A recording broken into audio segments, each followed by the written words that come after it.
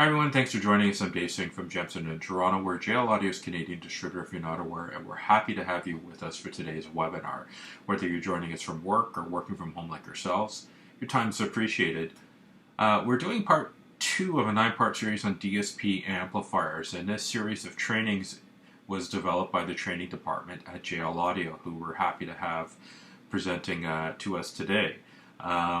We have Kevin Ferry in Pittsburgh, we have Steve DeRisi in Florida, and we have Rob Haynes in California. And together they developed this series of 9 different trainings. And over the course sessions, what we hope to do is cover the basics of JL Audio's DSP-based amplifiers and build on the foundation and the knowledge required to get the best performance from the DSP amplifiers and show different methods for tuning using DSP. We hope that you're also going to learn about the numerous features and benefits that VXI and MVI has to offer. We're splitting this into 45-minute to 60-minute sessions to make this a little bit easier to digest and absorb, and we'll be presenting that over the next few weeks. Yesterday we did session 101 on VXI, which is the features and benefits of VXI. If you missed that, we'll have that available for download. Today we're doing session 102, and it's an overview of the TuN software. All right, so officially, welcome to session 102, and we want to get started by introducing Steve DeRisi from JL Audio, and I'll let him take it from here. Hello, everyone. Again, thank you again for joining us for this session. Rob's going to drive again today. He's going to go through basically TuN software as an overview, just kind of let us know how that software can launch on your computer or your portable devices. And all this is going to lead up to how we're going to make TuN work for us to dial in a DSP-based system. So like David mentioned, we are building towards a greater goal, and Rob's got a lot of good content for you. Kevin and I will be monitoring the chat, and appreciate you being here. Rob, take it away. Sounds good, Steve, and hello again, everyone. Thanks for hanging out with us today. As Steve and Dave both mentioned, what we're going to talk about today is mostly the basics of TuN software. We're not going to get into how to use the parametric EQ or route signal. We're going to really just get to the fundamentals of TuN. Where to find it? Well, one, what different kinds of TuN are there? Where to find those versions of TuN? And how to connect and work with either VXI, MVI, or tweak-based products with our TuN software. So probably a nice, quick, easy session today. If any questions come up, again, please utilize the chat window. If for some reason you don't see the chat window, at the end of this, when we get to our Q&A, you can unmute your mic and ask any questions that you may have over the presentation as well. So with that said, let's get started here. And let's start talking about the different versions of TuN software. I think probably the most commonly used version of TuN is for the computer. And when we launched our VXI line of products and the new TuN software, TuN 3.0 came out, it allowed us to not just use Windows-based PCs anymore, but it also allowed for a Mac native version of TuN. So if you are using a computer to connect to a VXI, Tweak, or even MVI product, you can use Windows or Mac-based products, which us in the training department, being Mac guys, we were really happy about that, because while we used Parallels and Windows on our Mac, which will work, it was a little bit tedious. So it's nice having something Mac native for you Mac users out there. Obviously, if we are using a computer, it does require a USB connection, and we'll talk about that in just a moment. But let's start with Just for the record, I'm sorry to jump in here. I have found that using the computer version is the best way to learn the software. I grant that the iPad is going to be a lot more fun because you could just kind of walk around with it and you're not tethered in any way. But if you really want to learn the software, I definitely recommend using the computer. And all the cool people that have Macs, it's a beautiful interface. Everything works really, really well. For everybody else that use those other platforms, it's nice too. You can tell Steve's not a Mac snob. Not at all. Yeah. So TuN with Windows. Probably the most commonly version of TuN used, being there's a lot more Windows computers on the market. Very easy to find. TuN with Windows, you're just going to go to the JL Audio website. any of the product pages. So when you go to VXI or Tweak or MPI, and you go to the product pages, so a VX 800/8i, when you go to that product page, at the very bottom is a link to download TuN software. Additionally, if you go to jlaudio.com/TuN, TUN, that will take you to the page as well for the TuN software download. All it asks is for your email address, type that in, and then it'll download the TuN software to your downloads folder on your Windows-based computer. So wherever your default download section is, that is where TuN will end up. For customers using Windows, we do require a minimum of Windows 7. I was talking with our engineers in Portland the other day. They don't officially support it, but they think it'll work on XP as well. But I mean, Windows XP, that's been user supported in 5 or 6 years. And it's just for banks now, apparently. Yeah. And, that's the scary thing. Banks are still using XP. I don't understand how that can be. So just keep that in mind when you go to make a deposit. There's got to be something. I still have XP. So we do require a minimum of Windows 7. A lot of computers now are pretty much going to be Windows 10 anyways. And you're probably going to find a lot of companies are actually no longer supporting Windows 7. But we got your back just in case, and we will do a minimum of Windows 7 when using TuN software. Windows-based tablets will work with the TuN software you can download from the website as well. So any tablet that uses a full version of Windows and has a USB connection will work with TuN and VXI, Tweak, MVI related products as well. But it does have to be a full-blown Windows 7 on that tablet or Chromebook type device. After we installed TuN software on our computer, just a couple things for you guys to know about. There is a JL Audio folder created under Documents. So when you go to your Documents folder on your computer, you'll notice there's now a JL Audio folder, and within that, there's a TuN folder. And that TuN folder is where both project files and project network files are stored. So we kind of talked a bit about that yesterday, about recreating tunes. If you have a hot ticket, keep selling that system. And all you have to do is, flash the amplifier. Well, that projects file, that is the default location for all project files to be stored and saved. And you can move it somewhere else if you want. You can move it to the cloud if you want to share your files with multiple locations, or just a different spot on your computer. But that's where the default will be for project and the new network project files, which is a pretty cool feature I think we'll get into a little bit later on when we get deeper into TuN software. Another nice thing with some of our recent TuN updates is both software updates for TuN and firmware updates for the amplifiers are all done within the TuN software. So you don't have to use that external updater that we had for the fixed products.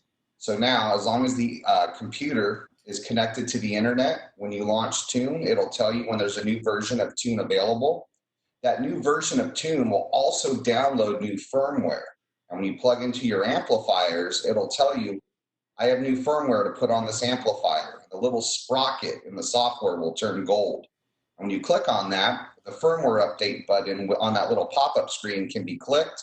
It'll quickly update the amplifier, and within about 30 seconds or so, the amp will reboot, turn back on, and be up to date with the newest firmware, all managed from within TuN software, which is really cool. And again, it expedites the process and makes it even simpler in the installation bay. You don't have to physically go to the amp anymore and press those reset buttons under the rubber boot we kind of talked about yesterday. So some nice new features in TuN. Yes. Sorry to interrupt you. Just a quick note. Some of these guys are probably going to be early adopters. They came in on the ecosystem kind of early on. If you have early versions of the amplifiers that have some of the earlier firmware, the more recent firmware update for those amplifiers does everything that Rob just said. So before you get to some of the newer versions of firmware, you might still have to go to the amplifier. Don't be frustrated because we've already addressed it. And the newer versions, you won't have to do that again. So as a punishment for being an early adopter, I guess you might have a little bit of frustration there for the first go around on the firmware update. So everything that Rob said about not having to go back to the amplifier once the firmware is up to date is all going to be very true from the current version and forward from now on. So again, the joke about being early adopters, we do thank you for that, and the frustration that you feel, we felt it too. So we got you covered. Oh, it was annoying. Every firmware update, I'd have to tear my whole trunk apart, unbolt my amplifiers, so I could push a darn reset button on it. So I love it now that I can do it without destroying my trunk every single time. So that's nice. So moving on to the Mac side of things, Mac native TuN software is not on the JL Audio website. JL Audio website, the download for TuN is Windows only. So for Mac users, you're just going to go to the Mac App Store. This works like any Mac native program out there. So in the App Store, just search for JL Audio TuN. You'll get a little pop-up. It'll show the software. Click the Get icon, and that will download the software for you. On a Mac computer, we do require a minimum of Mojave or Catalina. I was told by our engineering team they are working to make the older High Sierra supported as well. There were some changes when Mac moved from the High Sierra to Mojave operating system, but we found there are still a lot of High Sierra systems out there on some of these older Macs. So they're actually working right now to go backwards and make TuN compatible to High Sierra. And it sounds like that might happen in the next software update. So fingers crossed on that if you're a High Sierra user, but that is in the works. Likewise, on Macs, you will find a JL Audio folder in your Documents folder as well. So this is the same functionality as within Windows. And again, that's where your project files and network files are all going to go. Some differences, though, are that all software updates for TuN software are handled through the App Store, just as with any other Mac. So when we push a TuN update to the App Store, it'll notify you, hey, I have a new update for your TuN software, just as it would with Pages or Keynote or any other apps that you may have purchased or downloaded from their App Store. So it's all handled as any other Mac-based software program would be that you purchase through them. So that's really cool, and again, makes things a little easier.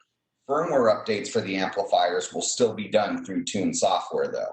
So when we push that update to the App Store, the software has the new firmware packaged in it, and that will operate the same. We talked about this yesterday. You do need a USB cable when connecting a computer to our DSP-based products. VXI and MVI connect via a 6-foot USB that's included. It's a USB Type A to Type B cable.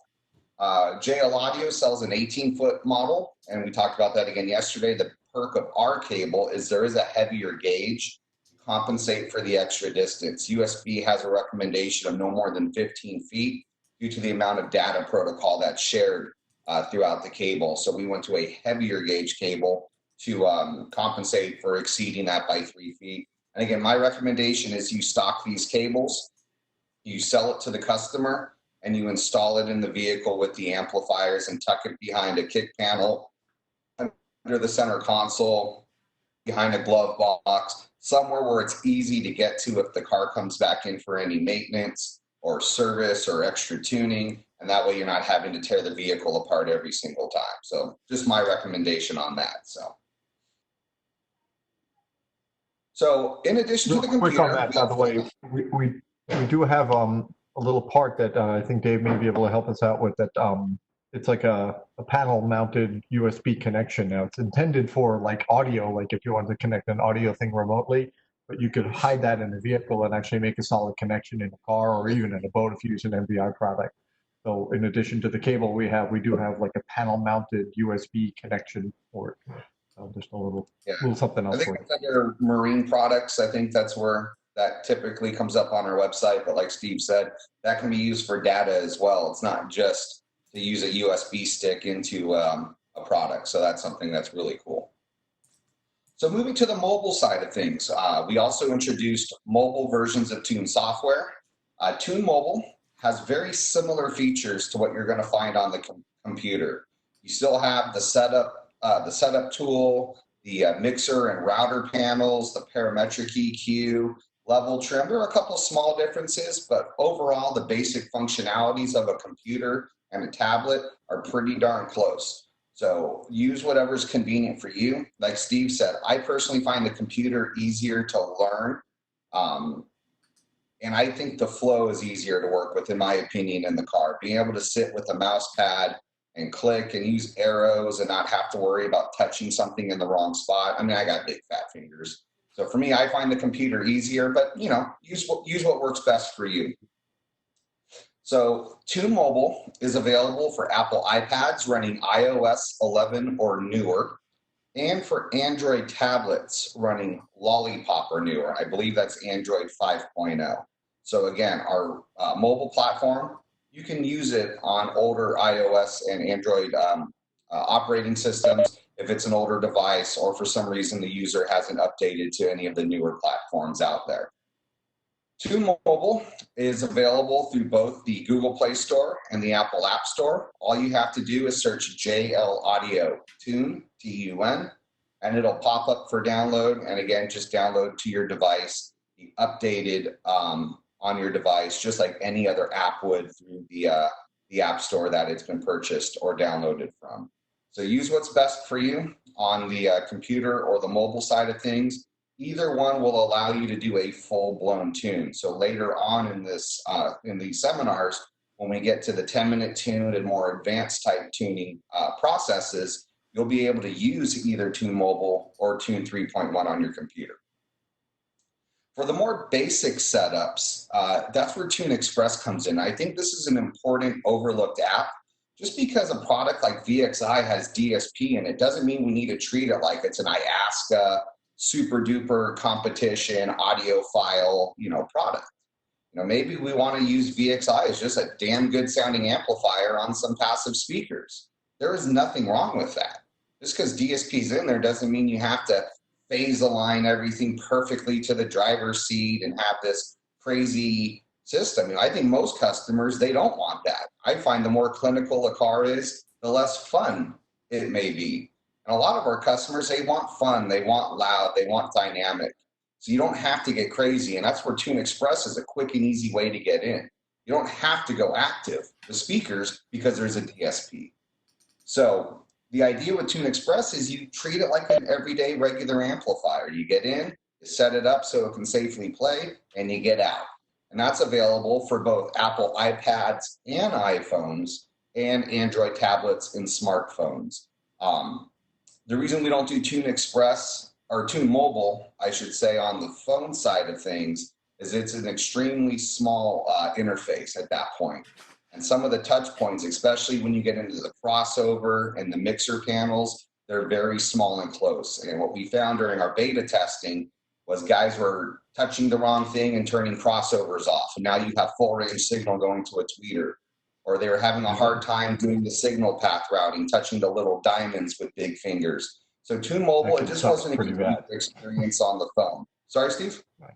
No, Jeff actually was asking about that as well. And I pointed out on the Android, you can kind of hack it and make it work. But very soon after, you're going to go nuts and you're going to want to delete it anyway. But on the iOS devices, we had a little bit more control and we didn't want to create that user experience to be negative. If you get a really bad experience with it, you'll just say the software sucks and never use it again. And we didn't want that. But your comment, Rob, I thought was great about, the Express being a really fast, easy way of just setting it up just quick and dirty like a normal amp. Set your crossover, set your level, and get that thing done. If you have a little bit more time and you can charge for that more time, then you step into like a 10-minute tune or like on session 301 will cover something a bit more advanced. So, yeah, and just touching on what Steve said too with the Android devices, we opened it up for those so that way the phablets would work, right? So you have a little bit larger screen on some of those phones, but if you're using just a regular small Android phone, it's almost impossible to go through and really dial anything in. Yeah, I know when I was doing the beta test with VXI, I was one that accidentally turned off my high pass filter on my tweeters. Thank goodness we are smart with our software, and when you make a gross change on a high-pass filter, it mutes the amplifier. So that smart thinking did save my lovely C7 speakers up front, but it wasn't a great experience. So just like TuN Mobile, just search JL Audio TuN in either the Apple App Store or the Google Play Store, and the requirements are the same, either iOS 11 or newer and Lollipop or newer on your Android devices. To connect TuN Express or TuN Mobile, we do need the optional VXI BTC. It's a Bluetooth communicator. Never call it a dongle around Banville Smith. They'll rip what little hair he has left out. And the VXI BTC plugs into the JLID communication port on VXI and MVI amplifiers and the appropriate hub. So what's unique about using this, and I'll get into it when we talk, no, we didn't talk about the hubs yesterday. Sorry. I'm having a Dave Singh moment. My brain's not working now. One thing I want to talk about real quick before you jump into it, Rob. Rob mentioned that this is a Bluetooth communicator. This does not stream audio. It's a very different protocol. So you don't expect to be able to send your files over. This is only for communication to basically program the amplifier. And there was another question. The BTC does not work on Tweak product. It's only for VXI and MVI product. The way the protocol is written, the Tweak just it can't handle it. It was never designed for that. Who knows in the future? Maybe we'll do something different. Watch this space. We'll let you know. But right now, VXI and MVI use the BTC. Rob's going to get into how you can use it on multiple amplifiers with a single connection point. So that's pretty cool. The other question was that I saw in the chat was, can we put the Bluetooth communicator functionality within the amplifier itself? And there's a couple of concerns that we had with that. First, the amplifiers tend to be buried in an install, and that would kill the Bluetooth communication range and make for a potentially bad experience. Similarly, the chassis of the amplifier being mostly metal is going to block a lot of that. What most people don't realize is your phones, they have plastic or glass or not metal surfaces to allow Bluetooth communication to extend out of that little chassis that it has. That's why we didn't want to put the Bluetooth communicator embedded into the amplifier. I think that was all the questions. Kevin, if I've missed something, if you just jump in there on that.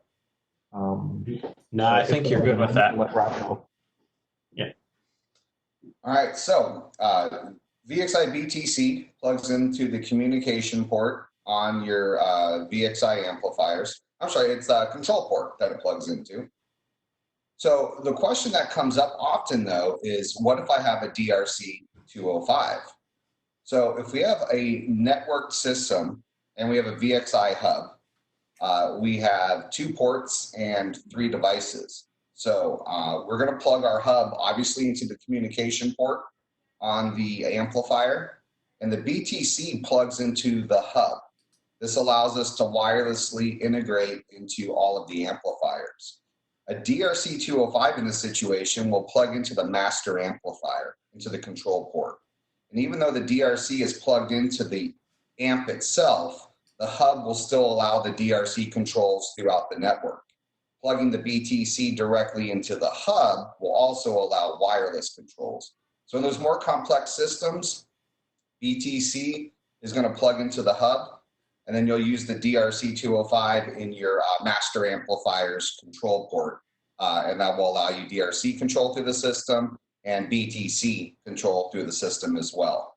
So the question that comes up with the BTC is, how do we stop our customers from getting access to it? And this is, I think, another benefit about not embedding it in the amplifiers.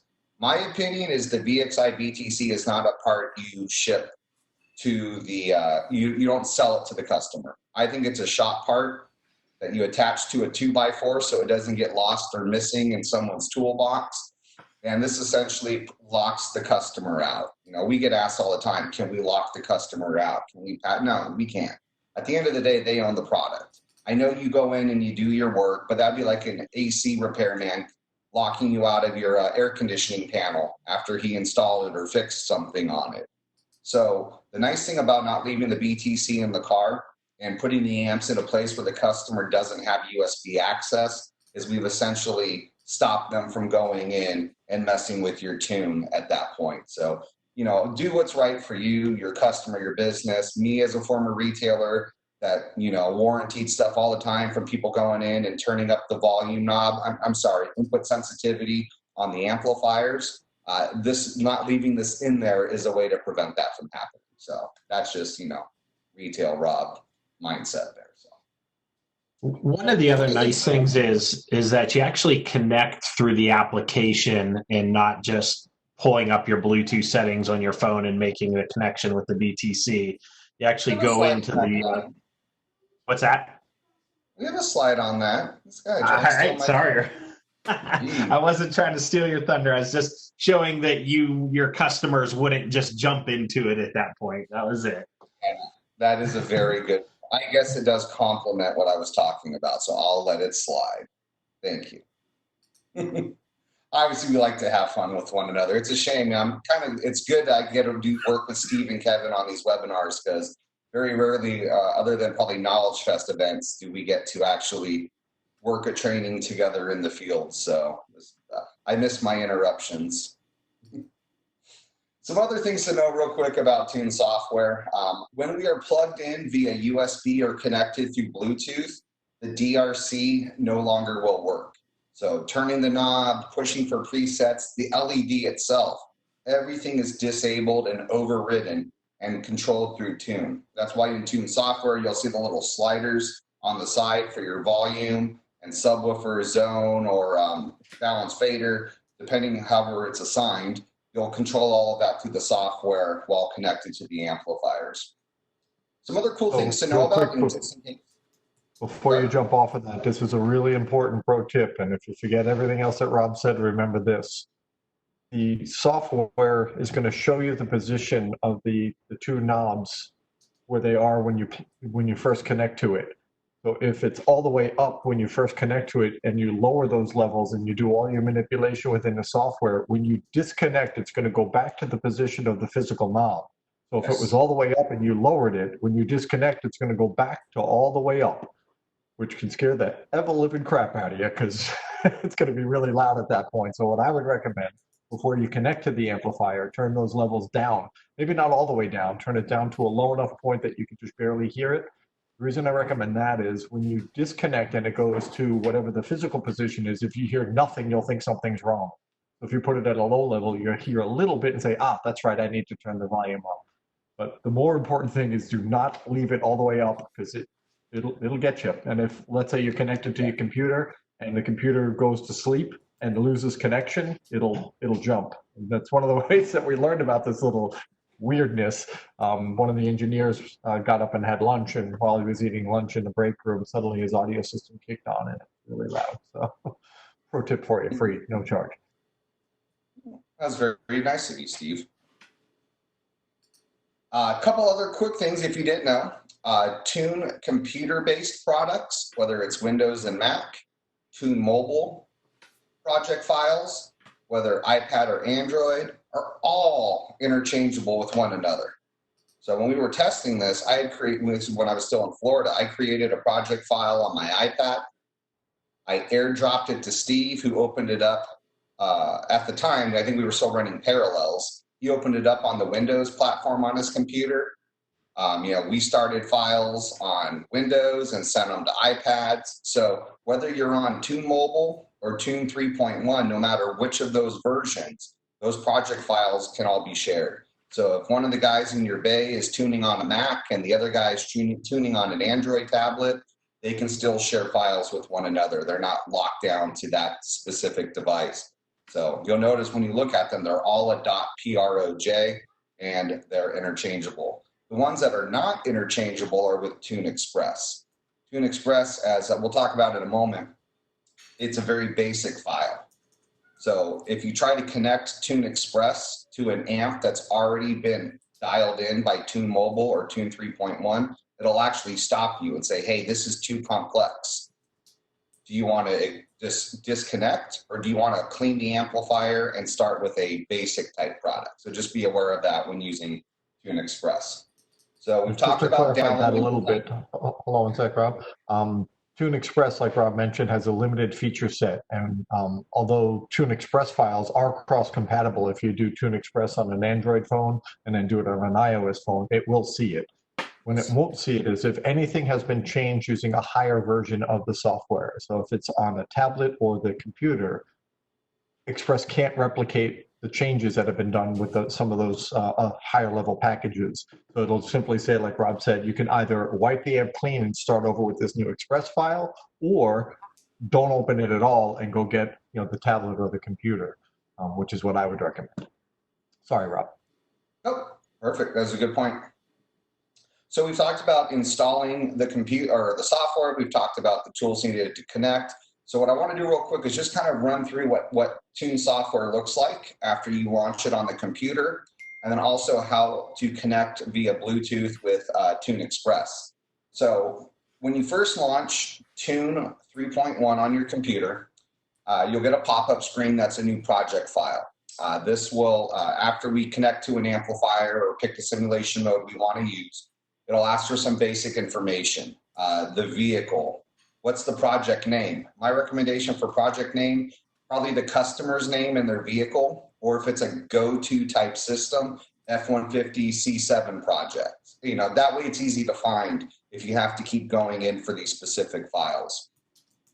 Put in some basic information, notes. I would probably say notes are the product that's installed in the vehicle. So if someone else is getting in to tune it, they know what they're working with. If there's presets, notes on the presets maybe, red is driver optimized, blue is multi-seat, whatever the case may be. If your customer does plug in through USB into their VXI or Tweak or MBI products, they do get to see that notes section. So don't write bad stuff about your customers because they may see it. So after we do all of that, we end up with, for me, this is one of my favorite aspects of TuN software, and this came directly from the feedback from the field about other products taking forever to set up. So we put a lot of work into creating the setup tool. And the whole point of the setup tool is to really 3 clicks and you're tuning the car. You don't have to label inputs. You don't have to route signal. You don't have to set crossovers, output labels. The setup tool does it all for you. So when you start with the setup tool, you'll see it's blank right now. The first drop down we have are input configuration. So when we click that drop down, we have the option for 2-channel analog, 2-channel and sub, 4.0, 4.1, probably commonly used with a lot of source units, where we have front, rear, and subwoofer outputs, a fix 86, where we have front, rear, and sub. We have an optical SPDIF input option, again, great for the fix 82 or any preamp pieces that have the digital option that we can play with. Once we select an input, we now have the option to select outputs. So when we select the output configuration, this is a list of real world commonly seen systems in your install bay that are configured based on the inputs. So you'll probably see more system options on a 2-channel signal than a 4.1 signal, for example. 4.1 we're limited, probably passive fronts, rear, and a sub. But with 2 channels on an 808, you can do 3-way actives and rears, 3-way actives, bridge down to a 6-channel. Like, there's a lot more options. So pick the one that works best for you. In this case, we pick a 4-way system, which means we have active tweeters, mid-range, mid-bass that are bridged, and we're going to use the pre-out as our subwoofer signal. So when I select that, you'll notice now my inputs are labeled SPDIF input left and right. On the output side, it's labeled all of my outputs: tweeters, mid-range, mid-bass bridged, pre-out for the subwoofer. It's applied appropriate crossovers to all of those output channels. You can see there's a high pass at 5,000 hertz on the tweeters. We have band pass, high pass and low pass combinations on the mid-range and the mid-bass. You can see the low pass on the subwoofer. It's done all of that work for us. And if you don't like what we give you to start, not a problem. You can adjust those later on when you go to the TuN tab. Additionally, it's a good point, Rod, that this configuration, it saves you so much just in the typing alone.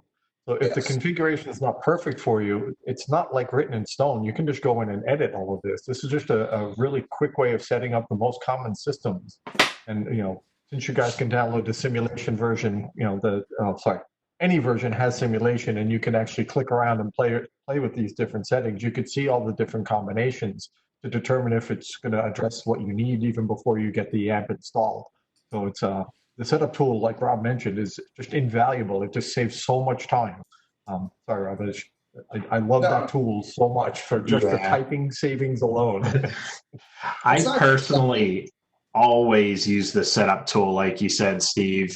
Every single time I use it, I might need to make some minor adjustments here and there, but at least gets me, quite a bit of ways into it. It's not just that it saves time, but it also gives you a reliable system. I had a rep that approached me a couple months ago saying, can you require my dealers to use the setup tool? Take away the cancel click point. Because and we found this in tech support too, probably 90% of the tech tickets that come in for setup related issues, DRC related issues, sound related issues, all of those wouldn't be an issue if they use the darn setup tool instead of trying to do it themselves. So on top of saving time, it's a reliable, guaranteed to work system.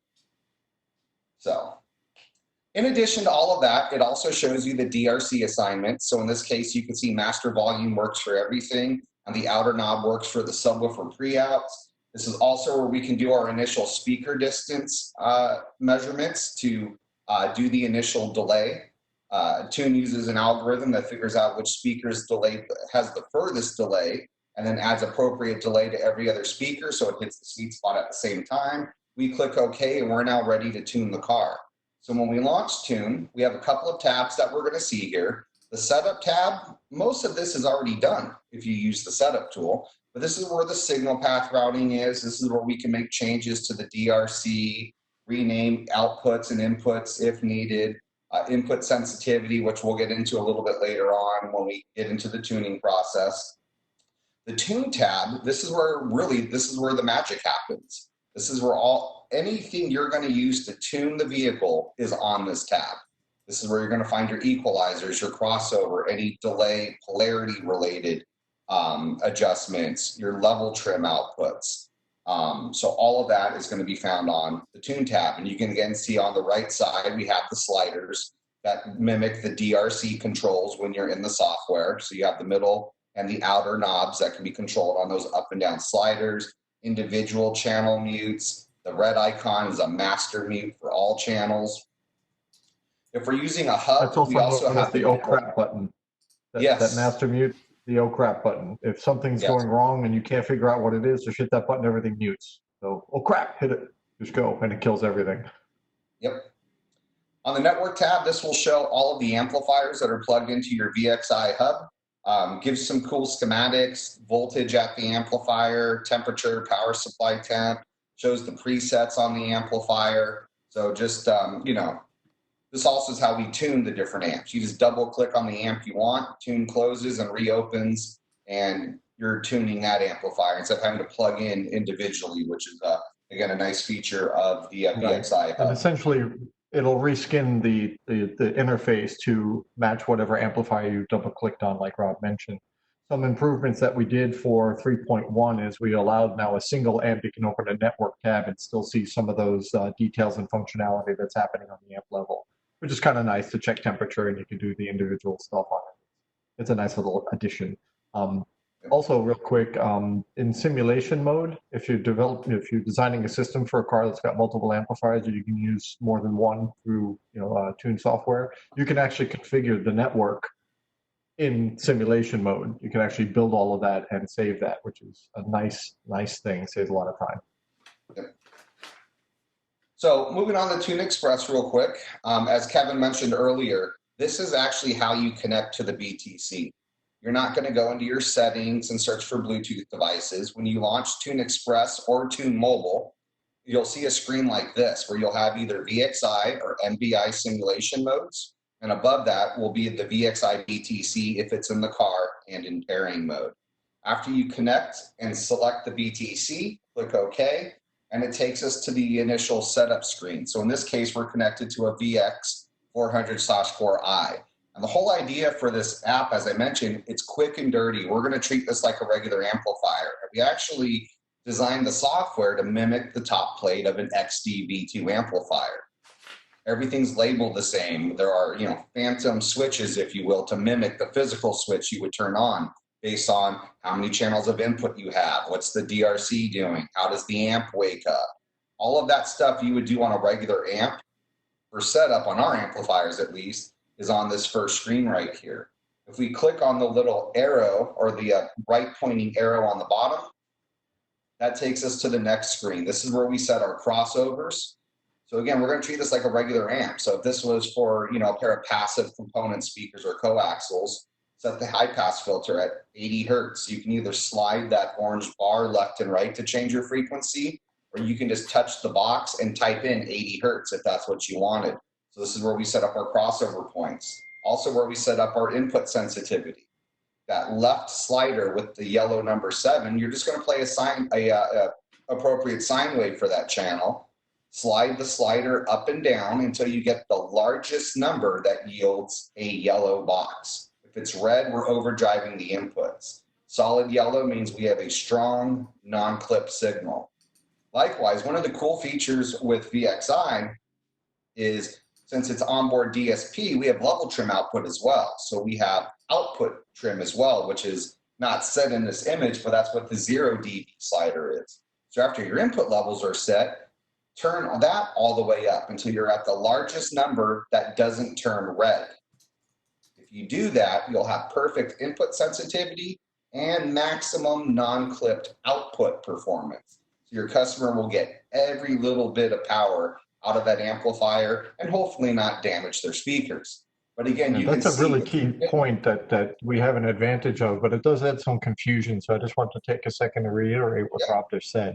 In a normal system, when you have an input sensitivity adjustment, the right thing to do, not necessarily what we often do, but the right thing to do is to bring all amplifiers to the maximum output level for a given input signal. Then, to balance the system, you lower the ones that are too loud. Instead of trying to goose things up, you bring everything down, and that's how you create a balanced system. But you should never really adjust the input sensitivity. That should be fixed. With the DSP-based amplifiers, we had the distinction of having a separate output level control. So once you set the inputs on your amplifier for whatever channels they are, all the level changes are done on the output. And as Rob mentioned, that ensures that we get the maximum clean signal on the input all the way through and the maximum clean signal on the output. It's a much better way of doing things. But with an analog circuit, there's no way to control the output separately. But with DSP, we can do that, which is really, really neat. And we've even done that on the Express app. So it's one step more than what you would normally have on an XD amplifier, because we can do all those level adjustments on the output side. And that's something we could never do before. One other key tip that Rob kind of sort of glossed over a little bit is when you're changing screens between each one of the sections on the Express app, you could tap the little arrows in each of the lower corners, or you could do a 2-finger swipe to change between the screens. And we did 2 fingers so that when you're adjusting any of the sliders, you don't wind up accidentally adjusting and changing screens at the same time. So 2-finger swipe or the arrows to change between the screens, and that output level is your friend. So again, bottom right corner, since this is a 4-channel amplifier, clicking that again would take us to channels 3 and 4. If it was a 5-channel, clicking that again would take us to our sub-channel. So however many channels you have, that arrow will take you to the next pair of channels. Once we get everything dialed in, you're just going to click on those 3 white lines on the top left corner. In the graphical design world, that's called a hamburger. And when you click on the hamburger, you'll have the option to transfer to device. Please make sure you transfer it to the device. If you don't do that, what happens if you don't? Well, if you don't do it and you disconnect and cycle power on the amplifier, it's all lost. Nothing was permanently saved to the amp. So those 3 white lines. Was you called tech and said that the amp is broken. Yeah, it doesn't sound right. Say, oh, I didn't transfer it. So yeah, 3 white lines, transferred project to device. It'll be permanently saved, set up, and you're good to go. So that's kind of a quick run through on TuN Express. We talked a bit about TuN Mobile, TuN 3.0. So I guess we'll open it up to any questions that came through on the chat or anyone that wants to unmute their microphone and ask questions. Thanks for that, Rob. I thought you did a really good job covering the generic overview of all the software. You know, rest easy, guys. We're going to get into exactly how to use all of the different features. In fact, I believe it's section 106. Is using TuN, and it'll be a click-by-click of how to do all that stuff. So kind of the funny thing is the setup tool makes it so you don't have to do a lot of the clicking, and that's why we like it so much. But we're going to show you what each one of those clicks is as we go through the course. We're going to show you how to use each and every one of the key functions that are inside TuN. And as we go deeper into it, you'll see how everything was developed. I think Conrad had some experience using the tweak, and those experiences are going to translate over really, really well to VXI and MVI. And as Rob has mentioned already, that we have additional features built into the DSP-based amplifiers that we didn't do in the tweak. So everything tweak has, and then some, is really what we can do. Okay, folks. So once again, register for the sessions next week. Let's end this session for today. And we look forward to seeing you guys on Tuesday of next week for both the two different sessions, okay?